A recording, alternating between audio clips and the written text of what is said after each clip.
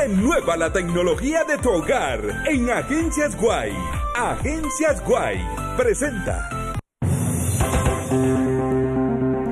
En medio de dudas, Guatemala recibe a un hondureño solicitante de asilo que abre el acuerdo de tercer país seguro. Presidente Yamatei critica duramente al ministro Degenhard por este y otros asuntos.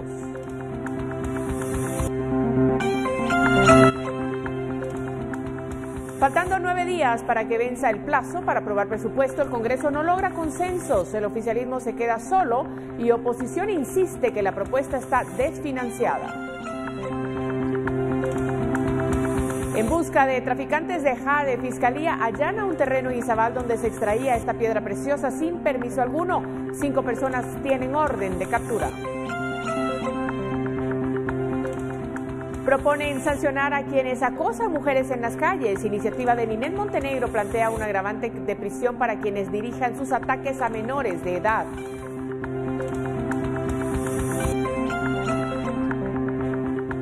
Trump choca con los demócratas en medio de las acusaciones públicas en contra al presidente en audiencia por las presiones anómalas del ejercicio contra Ucrania.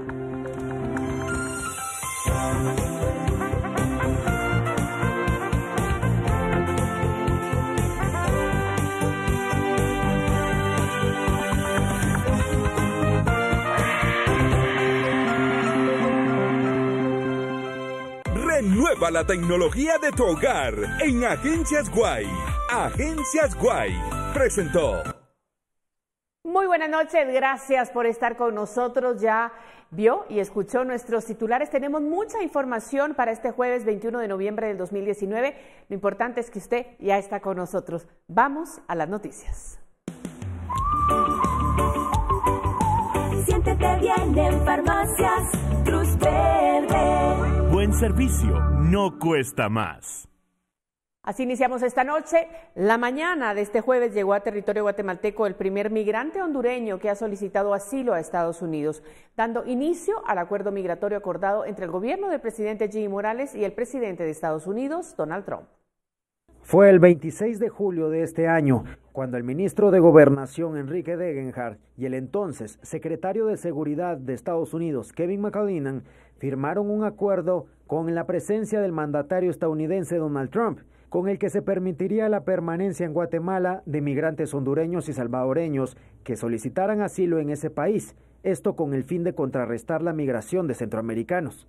A casi 4 meses de la firma del acuerdo, ha llegado a Guatemala el primer migrante hondureño que pidió asilo a Estados Unidos. La ministra de Relaciones Exteriores, Sandra Jovel, dio a conocer que según el análisis jurídico, no era necesario que el Congreso de la República conociera el acuerdo y mantendrán comunicación con las cancillerías de Honduras y El Salvador para que estén informados de la situación de las personas solicitantes de asilo. Degenhard, por su parte, confirmó que se espera la llegada de más migrantes a partir de la próxima semana e indicó que los costos serán cubiertos por Estados Unidos. Según el embajador de Estados Unidos en Guatemala, Luis Arriaga, aún se trabaja en los anexos del acuerdo y la cantidad de personas que enviarán. El migrante hondureño fue trasladado a un albergue, será asistido y retornado de manera voluntaria por la Organización Internacional del Migrante.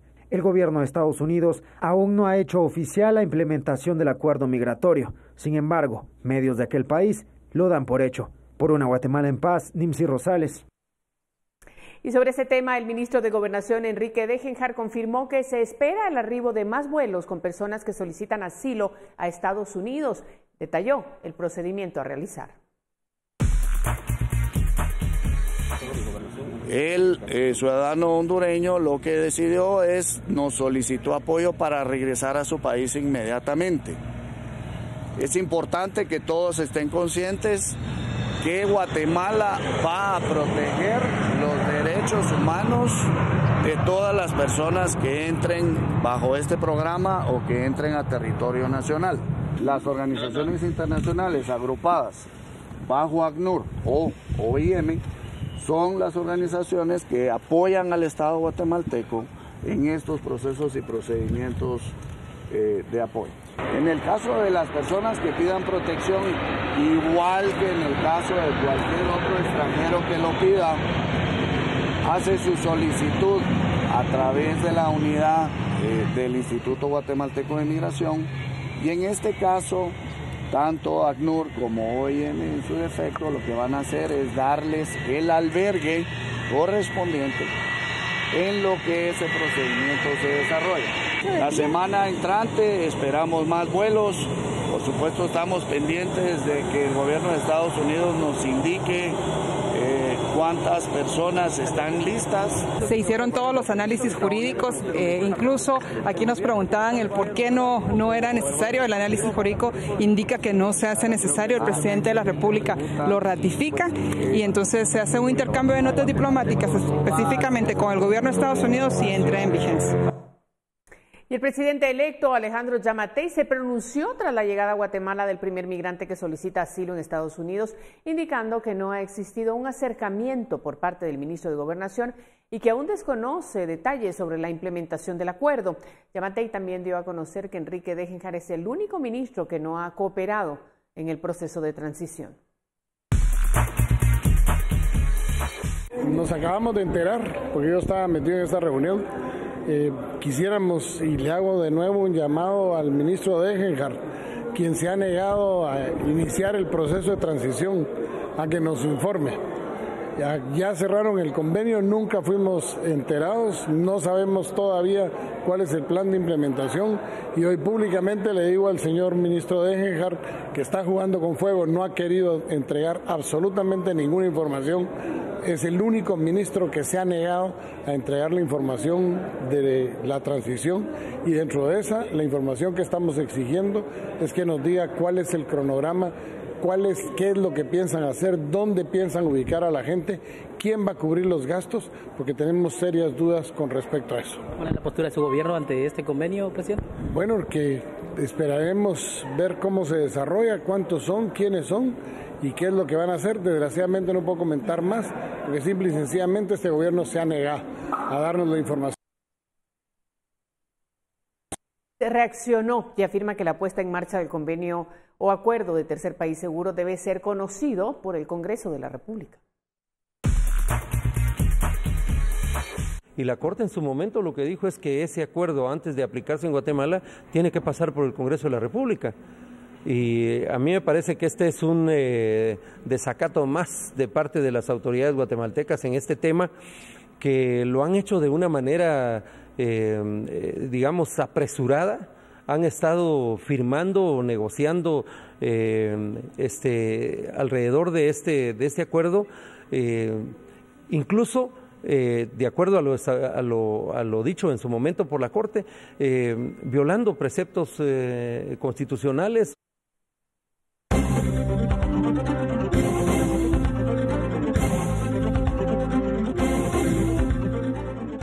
Bueno, ese es un tema delicado y seguimos profundizando para analizar precisamente la llegada a nuestro país del migrante hondureño que solicita asilo a Estados Unidos y la puesta en marcha del convenio de tercer país seguro.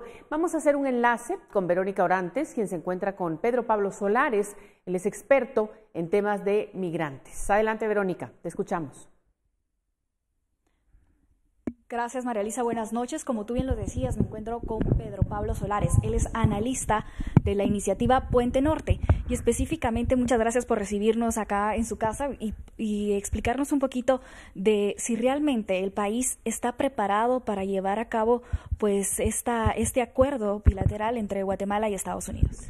Sí, muy buenas noches. Y bueno, yo creo que hay dos respuestas directas a esta pregunta. La primera, la que es evidente para todos, y es que Guatemala obviamente no es un país que tenga la capacidad ni siquiera de ser seguro para su propia población en temas de alimentación, en temas de educación, en temas de desarrollo humano, vivienda y todas las responsabilidades que conlleva el ser un estado seguro para una persona hoy en día. Pero una segunda respuesta a esto es, no estamos tan seguros. ¿Por qué? Porque lamentablemente tanto el gobierno de Estados Unidos como el gobierno de Guatemala han sido muy herméticos en cuanto a los alcances reales que tenga este acuerdo. No conocemos el contenido de los anexos al día de hoy y no sabemos sinceramente como población a qué nos estamos comprometiendo. En este caso, parte de lo que precisamente mencionabas era eso, ¿verdad? La poca claridad del tema, pero en específico, o sea, ¿existe todavía la zozobra si realmente el Congreso debía aprobar dicho acuerdo o sencillamente se podía aprobar desde el ministro de Gobernación? ¿Cuál es tu lectura sobre esto? Sí, la Constitución establece claramente dentro de las atribuciones del Congreso de la República que en ciertos casos los acuerdos internacionales deben ser ratificados por el Congreso para que tengan validez. Lamentablemente, otra vez el tema de la poca claridad y el poco conocimiento que tenemos sobre el alcance de los compromisos del Estado de Guatemala ante este acuerdo nos impiden de alguna forma poder saber con certeza si encajan dentro de los supuestos que establece la Constitución para que el Congreso apruebe o si tal vez tenga la capacidad del Ejecutivo de hacerlo sin la necesidad de la aprobación.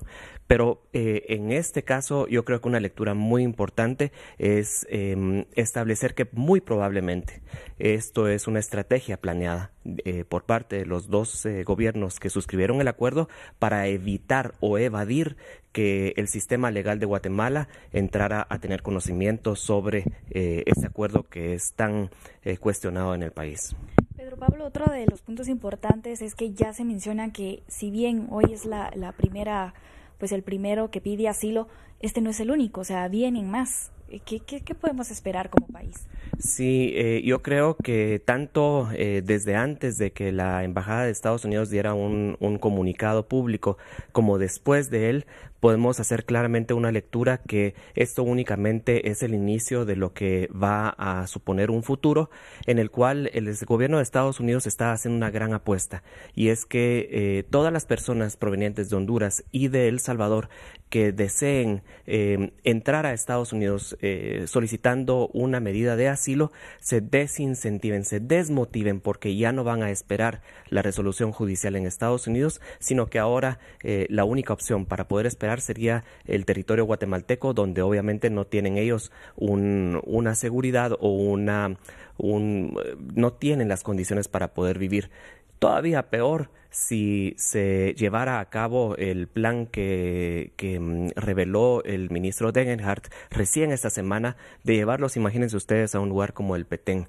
Y ojo que ahí también una lectura muy importante es que a 4 días de que se trasladara al primer migrante aquí a Guatemala, al primer solicitante de asilo el día de hoy, todavía no había claridad en que hubiera un acuerdo entre el gobierno de Estados Unidos y de Guatemala, lo cual denota una improvisación muy grande y una reacción, por ejemplo, de la Oficina del Alto Comisionado de las Naciones Unidas para el tema de refugiados, que hizo un comunicado el día 19, el día de antier, en el cual se apartan de este acuerdo, se dicen que no son parte de él y ponen una alerta, una alarma de incluso el peligro de muerte que pueden correr algunas personas que en algún momento trataron de solicitar asilo en Estados Unidos con estas medidas que están siendo implementadas por el gobierno de Guatemala.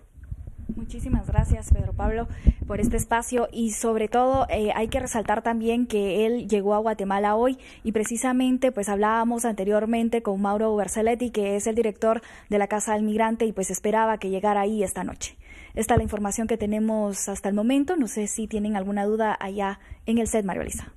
Gracias, Verónica. Ninguna duda, el agradecimiento especial a Pedro Pablo Solares, siempre dándonos ese panorama completo de todas las aristas que tiene esta situación. El tema de la transparencia me parece muy importante, y sobre todo también la reacción del Alto Comisionado para los Refugiados. Esos son temas que vamos a ir tratando más adelante. Gracias a ti por darnos este panorama.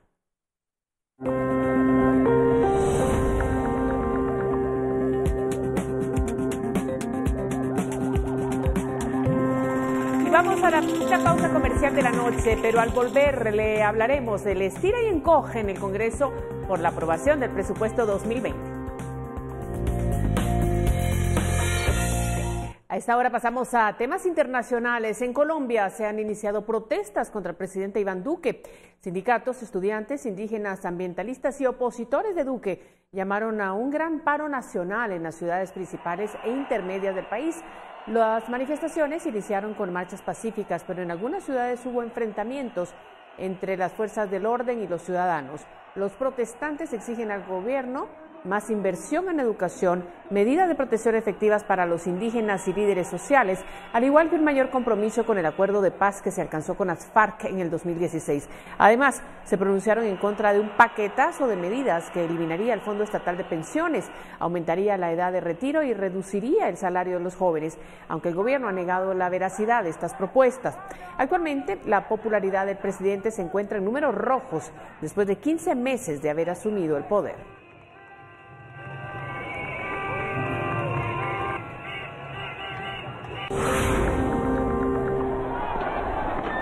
Y en Bolivia, miles de personas se movilizaron de la ciudad de El Alta a la capital La Paz, con los féretros de 5 de los 8 muertos que dejó el martes un operativo con las fuerzas militares y policiales para liberar el bloqueo en una planta de combustible. El enfrentamiento se dio después de que las autoridades despejaron la salida de camiones de gasolina, gas y diésel que ayudarían a mitigar la escasez de suministros de la capital. Durante la marcha de los opositores al gobierno de la presidenta interina Jeanine Áñez, mostraron su descontento y exclamaron que no dejarían de luchar. Por su parte, la policía lanzó gas lacrimógeno contra la multitud, quienes huyeron por las calles de la Plaza San Francisco. La ciudad del Alto se volvió centro de protestas contra el gobierno actual, que asumió el poder luego de la renuncia de Evo Morales a la presidencia por acusaciones de fraude en las elecciones del 20 de octubre.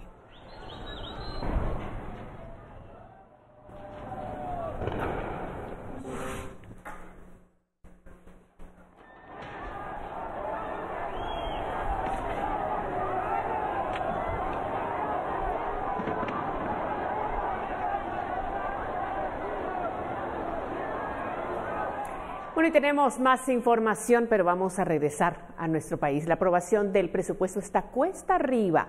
Diputados de varias bancadas han manifestado que no apoyarán la propuesta porque no se han consensuado las enmiendas. Mientras el oficialismo insiste en aprobar el presupuesto general de 2020, sus opositores aseguran que no están de acuerdo en los montos asignados, por lo que votarán en contra. El principal motivo es que el presupuesto está desfinanciado, se recortó a programas importantes y hay dudas sobre la asignación de recursos a organizaciones no gubernamentales. Esta misma posición la tiene el presidente electo Alejandro Yamatei, aunque según estos congresistas no se trata de ninguna alianza. Nosotros no hemos hablado nunca con el presidente electo. Sin embargo, la convicción deviene de un presupuesto totalmente desfinanciado, en donde se está previendo que van a ingresar 66.590 millones de quetzales.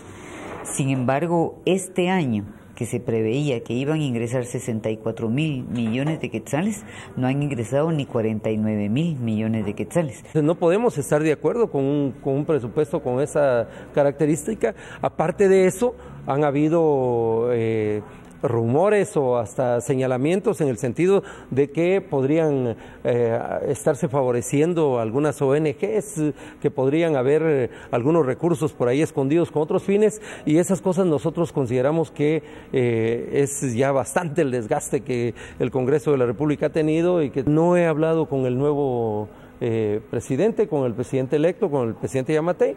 No he hablado absolutamente nada con esto y creo que no soy de los 80 diputados que él dijo. Los congresistas tienen hasta el 30 de noviembre para aprobar el presupuesto, de lo contrario quedaría el mismo monto de este año, por lo que la próxima semana será decisiva. La directiva propondrá que el presupuesto se conozca en tercera lectura el martes, mientras la Comisión de Finanzas busca convencer a otros parlamentarios para que voten a favor. Por una Guatemala en paz, Dulce Rivera y Noé Medina.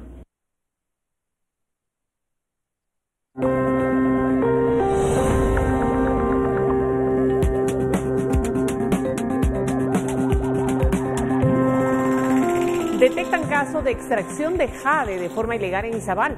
Este y otros temas luego de la pausa.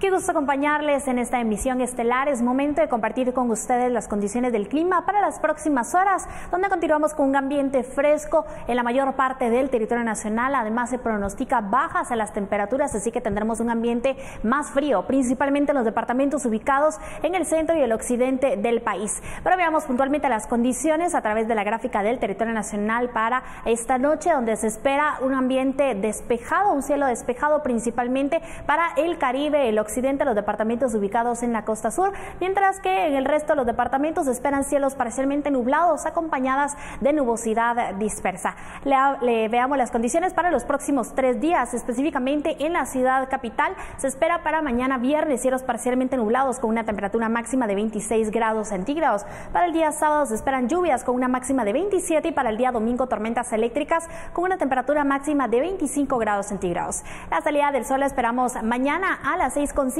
de la mañana y se ocultará a las 5:29 de la tarde. Hasta aquí llegamos con la información del clima. Continuamos con más de Noticiero Guatevisión. Gracias, Pamela. En más noticias de la jornada este día, se llevaron a cabo varios allanamientos en Morales y Zabal con relación a un caso de extracción de jade de forma ilegal cercano a un área protegida.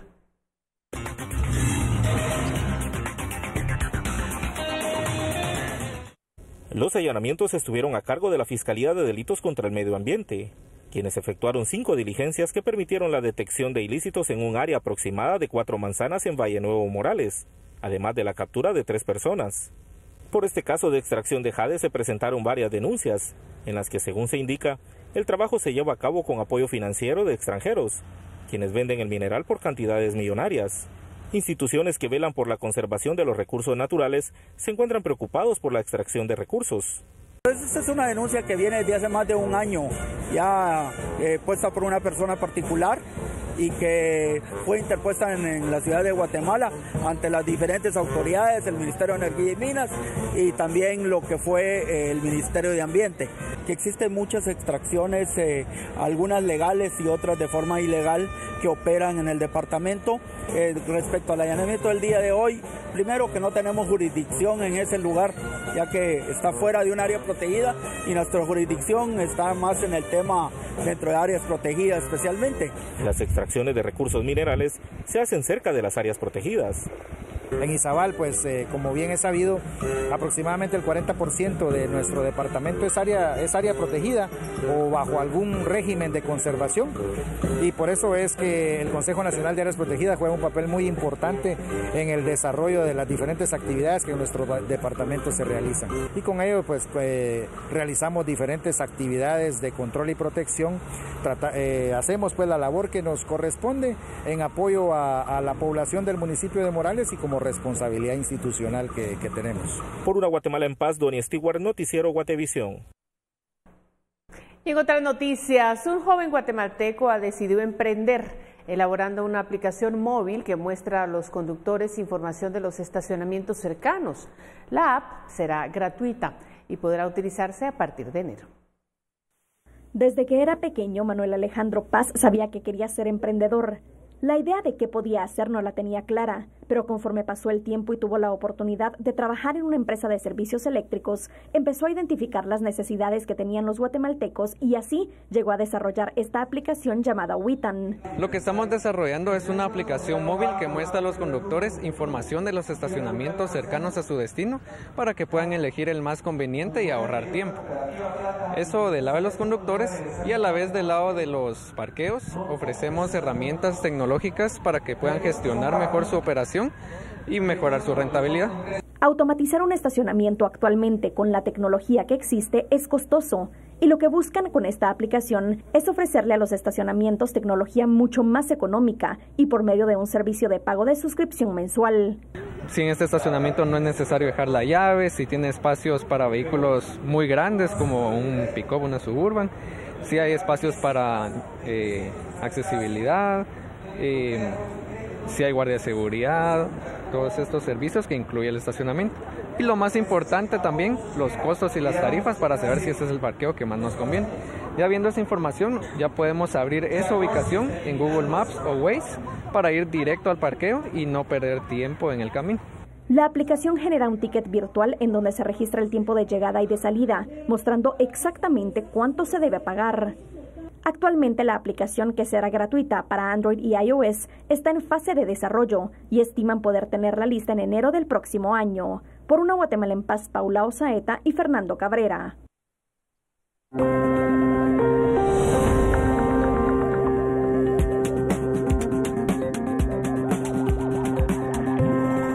Hay temor en familias de un sector de Boca del Monte, Villacanales, por derrumbe. Al volver le tenemos la información completa.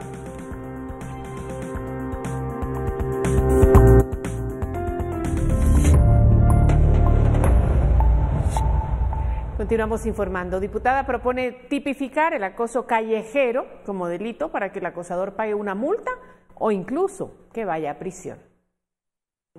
Guatemala no cuenta con un marco jurídico que regule el acoso sexual hacia las mujeres, por lo que la diputada del partido Encuentro por Guatemala, Ninel Montenegro, presentó una iniciativa para crear la ley contra el acoso callejero y otras formas de violencia contra la mujer. Esta iniciativa propone multar con entre 10 y 15 salarios mínimos a quienes cometan actos de intimidación u hostigamiento sexual. Nosotros vemos que diariamente la mujer guatemalteca es víctima de violencia psicológica sexual en forma alarmante, simbólica, con conductas verbales o gestuales, comentarios, insinuaciones de carácter sexual. Las multas irían destinadas a campañas de sensibilización, prevención y eliminación del acoso callejero, que estarían a cargo del organismo judicial. La iniciativa también propone prisión de 4 a 6 años para quien acose a menores de edad y a personas con discapacidad. Este tipo de prácticas han sido sancionadas en Perú, Bélgica, Holanda,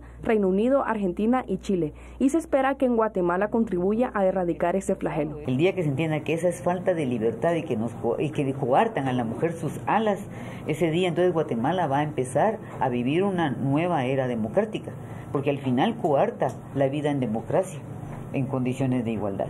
La diputada Montenegro dejará el cargo el próximo año y al cuestionarle sobre si sería su última iniciativa respondió que no lo sabe. Por una Guatemala en paz, Camila Domínguez y Noé Medina. Vamos a cambiar completamente el tema, pero muy importante porque las familias de la colonia San Felipe II en Boca del Monte continúan con la incertidumbre del riesgo que corren sus viviendas. Este día, autoridades de la Conred llegaron al lugar para evaluar la situación y aseguran que desde hace un año se le hicieron recomendaciones a la municipalidad de Villacanales. Los vecinos de la colonia San Felipe II en Boca del Monte continúan en riesgo luego del socavamiento ocurrido el martes pasado.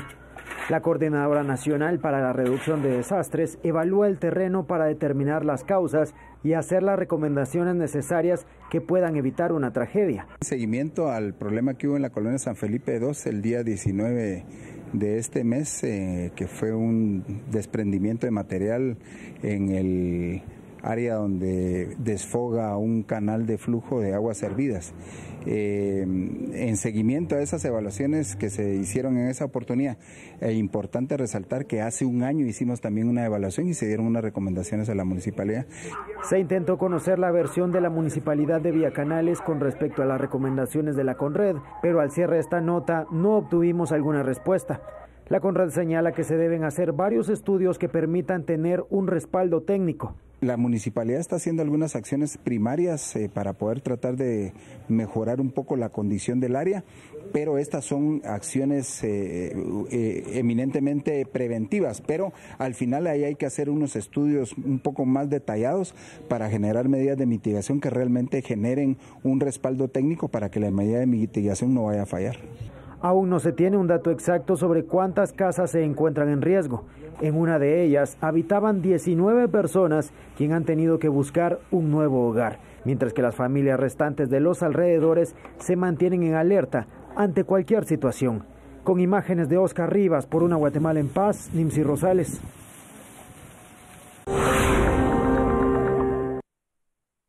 Vamos a temas de justicia. La Sala Tercera de Apelaciones ordenó dejar sin efecto lo actuado por el Juzgado Quinto Penal en el caso del fraude por 14 millones de quetzales en el Ministerio de Salud por la aprobación de un pacto colectivo en el 2013. Esa decisión se da cuando personas estaban ligadas a proceso penal. Un ministro y un abogado tienen pendientes órdenes de captura.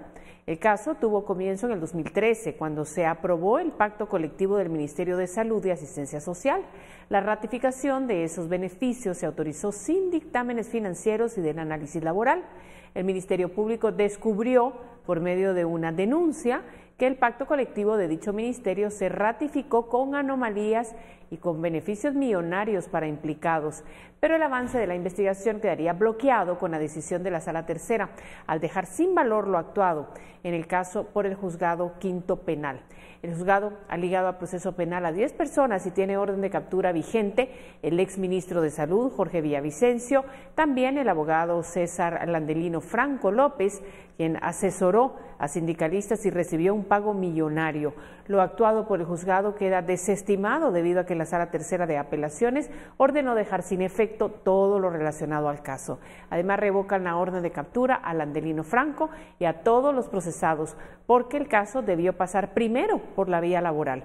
Estuardo Campo, fiscal contra la corrupción, dijo que interpondrá un recurso de recusación para anular esa decisión de la Sala.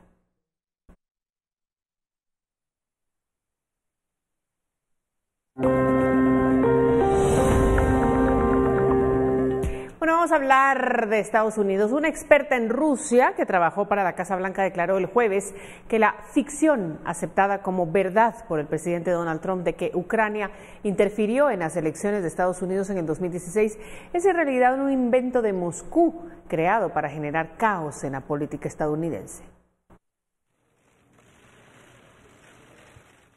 Una exfuncionaria del Consejo de Seguridad Nacional estadounidense declaró este miércoles ante el Comité de Inteligencia de la Cámara de Representantes que la teoría de que Ucrania interfirió en las elecciones de 2016 es una ficción, aceptada como verdad por el presidente Donald Trump. Con base a las preguntas y declaraciones que he escuchado, algunos de ustedes en este comité parecen creer que Rusia y sus servicios de seguridad no realizaron una campaña contra nuestro país y que tal vez de alguna manera, por alguna razón, Ucrania sí lo hizo. Esta es una narrativa ficticia que está siendo perpetrada y propagada por los propios servicios de seguridad rusos.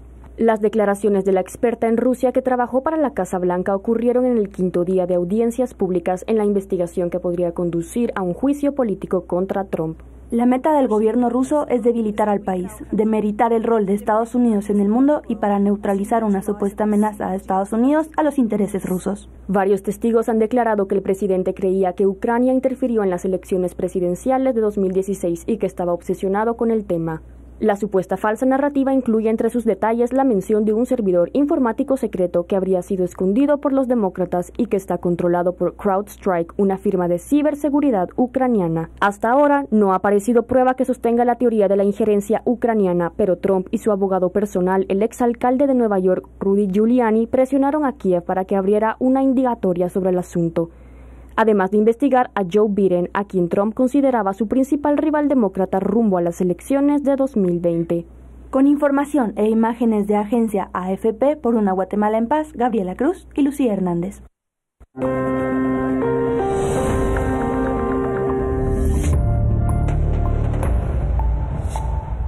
Qué bueno que continúa con nosotros, tenemos más información. Mire, vamos a hablar de Chile, cosas importantes están pasando allá. El presidente Sebastián Piñera reconoció el incumplimiento de protocolo por parte de las fuerzas de seguridad del país para enfrentarse a las protestas, aunque dijo que la justicia determinará si violaron o no los derechos humanos. Por lo tanto, si no se cumplieron... El presidente de Chile, Sebastián Piñera, reconoció el jueves que las fuerzas de seguridad incumplieron los protocolos de uso de la fuerza, pero afirmó que la justicia determinará si violaron los derechos humanos. En algunos casos no se cumplieron los protocolos, no se cumplió la ley, se cometieron excesos, se cometieron abusos. Todo eso está siendo investigado por la Fiscalía y va a ser conocido y juzgado por los tribunales de justicia. Así funciona una democracia. Las declaraciones del mandatario ocurren ante el aumento de las denuncias de uso excesivo de la fuerza en la represión de las manifestaciones que estallaron hace un mes y ante el reconocimiento de Amnistía Internacional de una política deliberada para castigar a manifestantes. Solamente cuando está en riesgo la vida de las personas, de los carabineros o de los civiles, se pueden usar escopetas que disparan perdigones.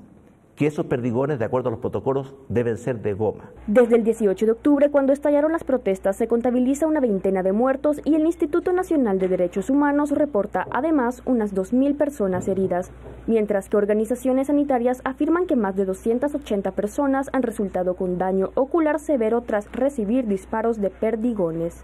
La Fiscalía abrió más de 1000 investigaciones penales por denuncias de violencia institucional, 24 de entre ellas por presuntas torturas y 9 causas por presuntos hechos constitutivos de abuso sexual o violación. Por su parte, la policía contabiliza alrededor de 1.600 agentes heridos. Con imágenes de la agencia AFP, por una Guatemala en paz, Lucía Hernández.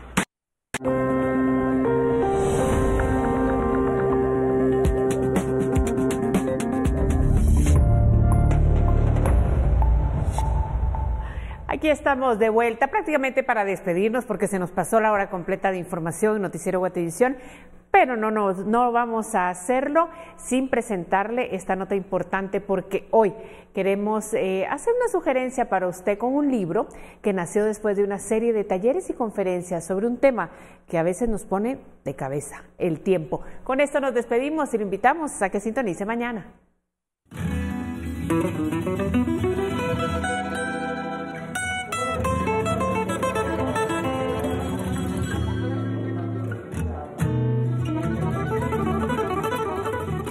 Estamos en la presentación del libro El manejo del tiempo de Carlos Urtarte, un experto en el tema.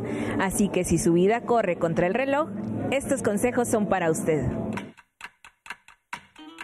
Primero que todo vamos a ver lo que es la parte del balance de la vida personal y laboral, porque no podemos tener un éxito en el trabajo si no tenemos un éxito en lo personal. ¿Qué quiere decir? Que hay muchas cosas personales que debemos de ponerle atención para que eso después impacte lo laboral. Por ejemplo, que es más fácil cumplir las cosas laborales o lo personal. La mayoría de gente dice que lo laboral es más fácil, porque si no cumplen algo lo sacan de su trabajo. Pero lo personal lo van dejando, y lo van dejando.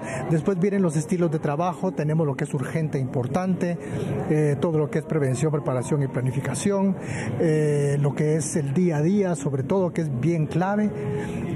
Interrupciones, de dónde realmente vienen las interrupciones, es un tema clave que hay, y en fin, los vamos llevando de la mano hasta llegar a términos concretos, empezando con una encuesta y terminando con una encuesta fantástica. Una de las cosas principales que tiene el guatemalteco es cumplir sus compromisos a tiempo, porque la mayoría de veces no lo hace, y todo empieza desde un día anterior o una semana anterior, cuando ellos pueden empezar a hacer las cosas. Hay personas que las quieren hacer de inmediato, el mismo día, y no se puede. Es cuando se llenan de muchas ocupaciones y muchas cosas que hacer, y es cuando entran en urgencias, y entonces ya la vida se puede complicar un poquito. Así que a menos pendientes, más descanso. Ese es el consejo del experto en este libro, que muy pronto estará a la venta. Con imágenes de Esvin García para Noticiero Guatevisión, Ingrid Reyes.